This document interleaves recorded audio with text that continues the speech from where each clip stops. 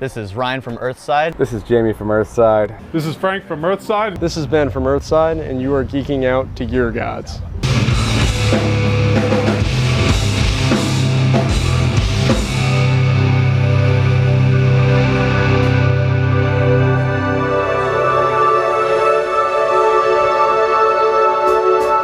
Hey, what's up? It's Frank from Earthside, and I'm gonna run down our live rig for you guys. So if you come over here, we've got our MacBook Pro, obviously, all set up. So the way we do things is everything is automated, all of the effects. So basically the 2 axe effects, one in this rack and one all the way down there, so that's 2 different racks. Those are automated through MIDI in Ableton.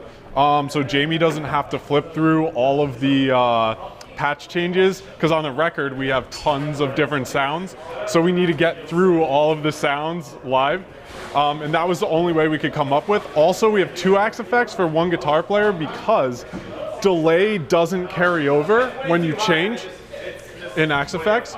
So we have an A/B switcher that cuts to the next one, allowing the reverb or the delay of the first one to keep going. So that's pretty cool. And then we mix everything through the X32 rack. Bill, our front of house guy, he mixes everything from the iPad. So everything's going in there. We have our own in-ear monitor mixes, Sennheisers. And then I use motif racks up in my keyboard rig here, which is the old one, the original motif sounds, and then the XS. I love the sounds on these. They're also all automated through our Ableton session. And then this is interfacing everything as well as the keytar MIDI, which I don't have right with me right now, but you saw it on the other Gear Gods video with the keytar. So basically the whole premise is that through Ableton, it changes the patches of everything. All the sounds are leveled. And then the video runs simultaneously as well through Ableton. And today we're going up on the projector. Luckily they have one. Either we carry around our own TV or projector, but luckily the venue has one. And so it just creates a seamless show so that we don't have to be focusing on our patch changes and just being able to play and not dealing with, you know, it's like, oh, I gotta play this part. Oh no, I have to change a patch or whatever. So now it just makes it real easy. And also, because these are broken up, we can fly them to places. So we took them to Europe when we went to Leprous this spring. So it was really cool that it could just interface anywhere. I have 2 Roland MIDI keyboards. They don't have any built-in sounds, just very simple. I have the A88 and the A49 because they're both very slim and portable, and the A88 has really good weighted keys.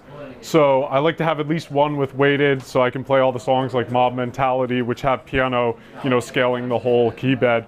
And they both fit in one case, so I don't have to pack up multiple things, so it's really easy. And then my famous AX7 here, I got this guy about 10 years ago, I think. It hasn't broken. It's been my rock, and it is the funnest thing to perform with ever. So I'm always enjoying rocking out with it at all the shows and stage diving and doing anything I can. So there you have it, keyboards. Hey there, I'm Jamie Van Dyke. I play guitars in the band Earthside.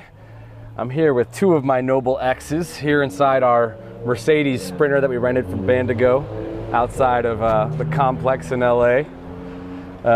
Here I have, this is actually my newest guitar I've added to my collection, and I don't know if it's just the novelty that makes it my favorite, but I think it's also just legitimately my favorite one. It's a Framus Diablo Supreme in Sunburst, 6-string.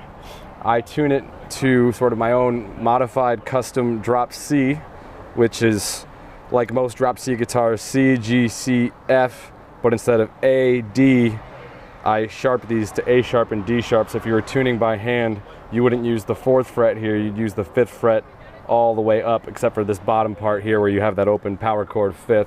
And I like this tuning because I get these really nice open rich chords in the key of C minor, so I have this low power C minor, and then these 2 notes right here is like pedal notes, really nice for movable bar chords. And it also means for solo licks, I don't have to think, okay, these two strings have a different relationship than all these others.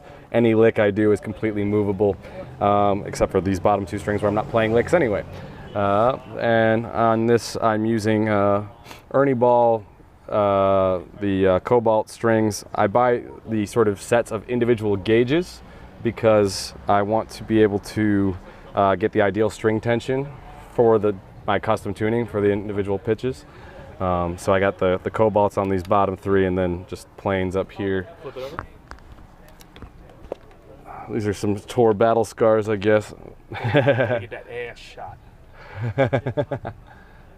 Made in Germany, where home of famous guitars and Warwick basses. I actually got this guitar as a loaner when we did our first European tour, our only European tour to date, and then I loved it so much that I bought it from them after they loaned it to me, after Framus was very kind to let me use their guitar in our first tour over there and give us that kind of support. And this here is an oldie but goodie. I got this one when I was fresh out of high school. This is a Schecter C7 Hellraiser. I was playing Schecter back towards the end of high school and in college, and I use this guitar for any of the songs we have where we're in drop A, so E standard on these top six and then a low A here.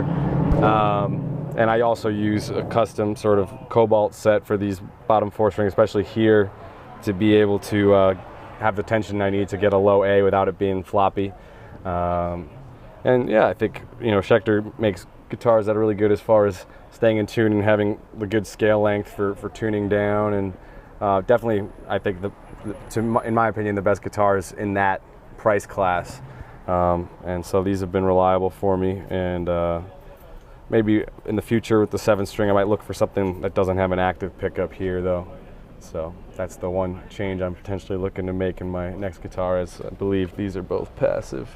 These are Seymour Duncans. I think I like Seymour Duncan pickups more than my EMGs here. My name is Ryan Griffin. I'm the bassist from Earthside, and I play a Corvette Ash 6-string bass. I really love this thing. It's got lows, mids, and highs on the tone knobs.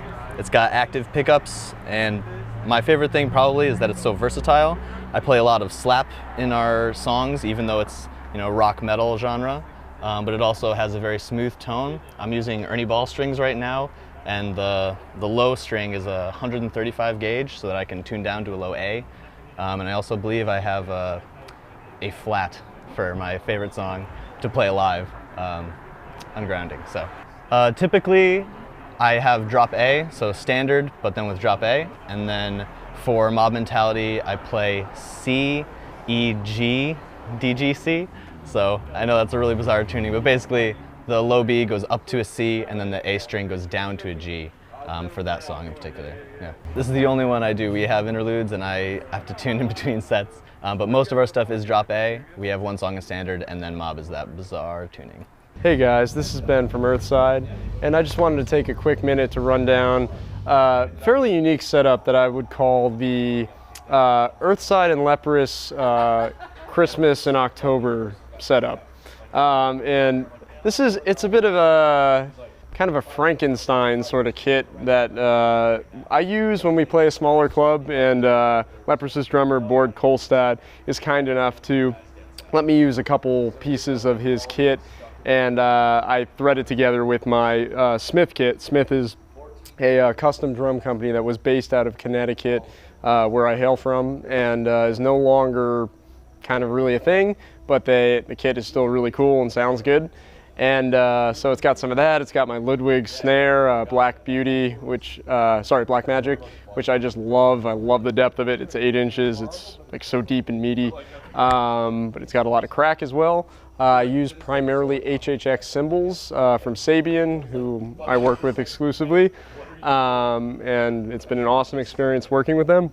I think I also had one of Bord's cymbals on there today because he's just such a peach of a person. The one other really kind of specific thing is that unit I have to the left.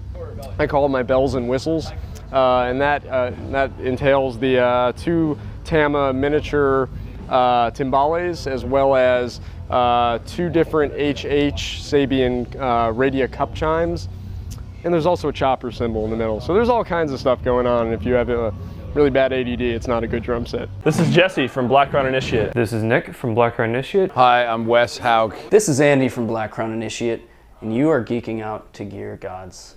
We're going to talk about our rigs. These are our brand new Rev cabinets from the kind folks at Rev Amps in Winnipeg, Canada. We're pretty stoked about these. These are